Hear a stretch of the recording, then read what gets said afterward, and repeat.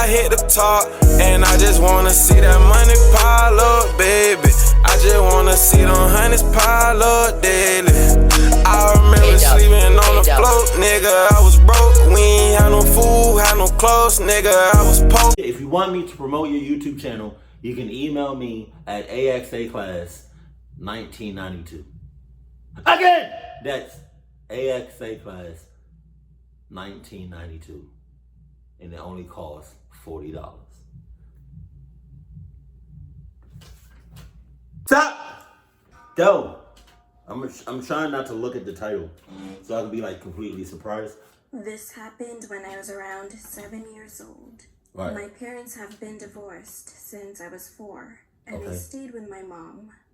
3 years later, when my mom got married again, we moved out of our small apartment and rented a bigger one.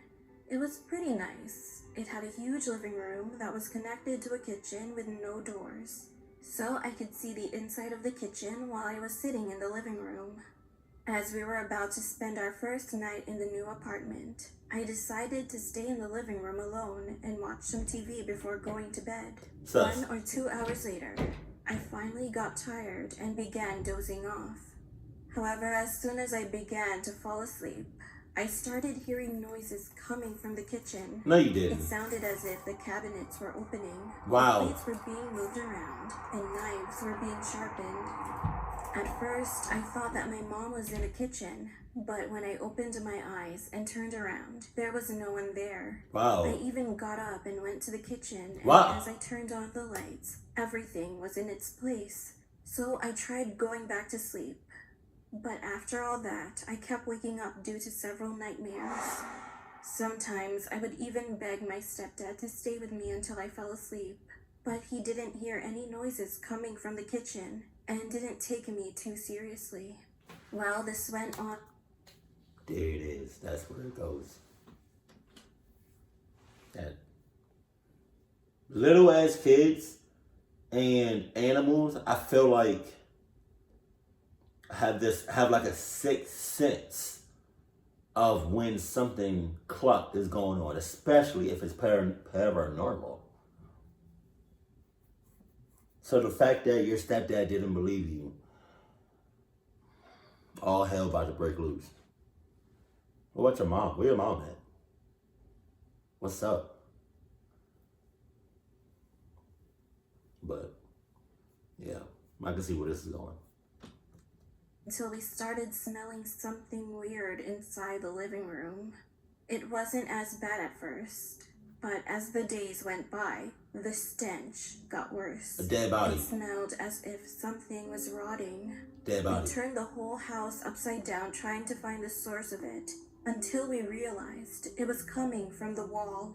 Oh my God. We figured that a rat or something died inside the wall, so we hired someone to get that thing out of there. But what the guy told us was shocking. There was no space in the wall. It was all brick. Furthermore, the only thing that was behind the wall was the outside. At that moment, my parents remembered the noises I heard and the nightmares. They asked a priest to come visit us and pray for the house. Deadass? So when he arrived at our house, he prayed and sprayed some holy water around. Wow. But it didn't seem to do anything. Right. A few weeks later, my mom went into labor and had my baby brother. He would cry so much in his sleep that his face would often turn blue and red. Crying at night is usually common behavior for babies, but this was more extreme. Yeah. My parents were both sleep deprived, and the living room still reeked of something rotten, like a dead body. So I had to sleep in my stepdad's office room. We couldn't stand being there anymore, so the next day we asked a psychic for help. When she came into our house, she walked around with one of those aroma sticks. The smoke was grayish white as she walked from room to room, but as soon as she entered the living room, it turned black. Wow. She then started reading some prayers and spells and told us that someone was killed in this apartment. She also said that the ghosts were feeling uncomfortable with our presence, and they especially didn't like kids. Then she pointed at me and my baby brother. After she left our home, we were all terrified, so my parents called the person. Well, shit! After she left our home, we left right behind her. This is her leaving. This is us, our family, leaving.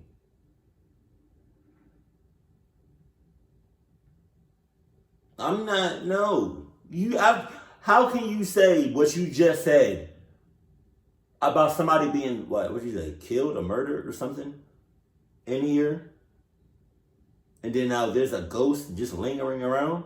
How can you say shit like that and then just leave? You can't just say stuff like that and just leave. That's like saying,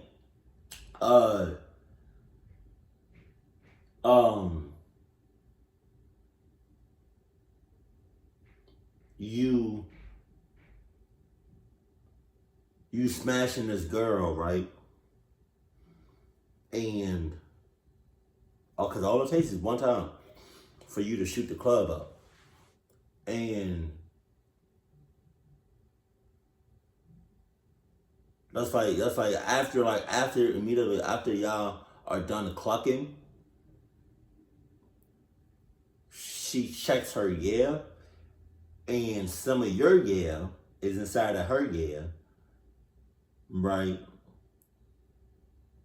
And it starts to like come out a little bit. It was like, she's like, oh, I think some of your yeah got in my wet rocks. But how you doing? How was your day? What? What do you mean? How was my day? Like, no, we need to get that out of there. Hey, ASAP. What's up? What's up? I don't know. You can't just say like some of my yeah just got in your yeah and just have a full blown conversation when you wasn't expecting to get nobody pregnant. Wow, I don't know why I was. We rented the apartment from and confronted him about what we just learned. To our surprise, he confessed that it was true and apologized for giving us that haunted apartment for a very cheap price. Apologize? After that, we moved out and the paranormal activity was not experienced again. However, this memory gives me chills up to this day. Apologize? That's it? That's all you gotta say? Just are you sorry? You sorry? Wow. That's it? Bruh, I'm gonna need like a lifetime supply of Adidas and top of the line Adidas. You can't just say you sorry. Like, that doesn't cut it for me. We were surrounded by paranormal activity for God knows how long. You talking about you sorry? Like, no. That's like you clucking a girl raw, and after y'all done clucking, she talking about, oh, I got herpes. You talking about, oh, I'm sorry. What?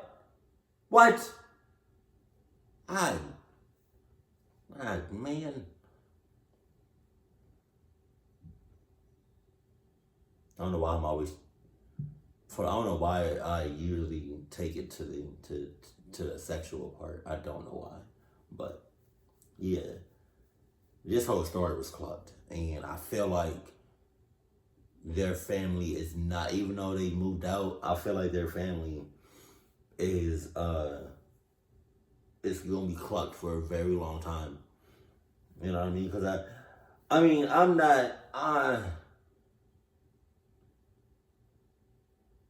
I've dealt with paranormal activity probably like, I don't really know how many times. It's not that many though.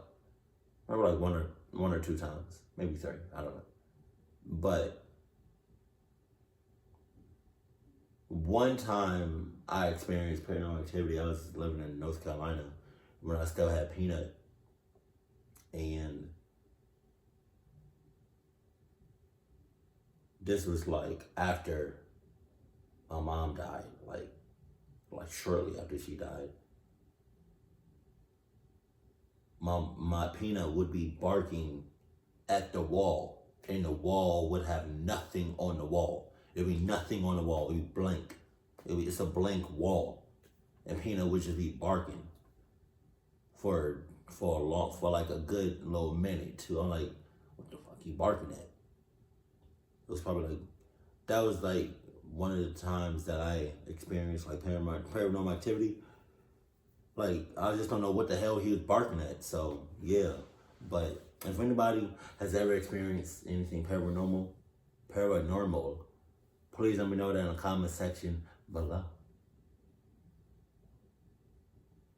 Keep it cool, keep it classy, and I love you. Stay happy, my family.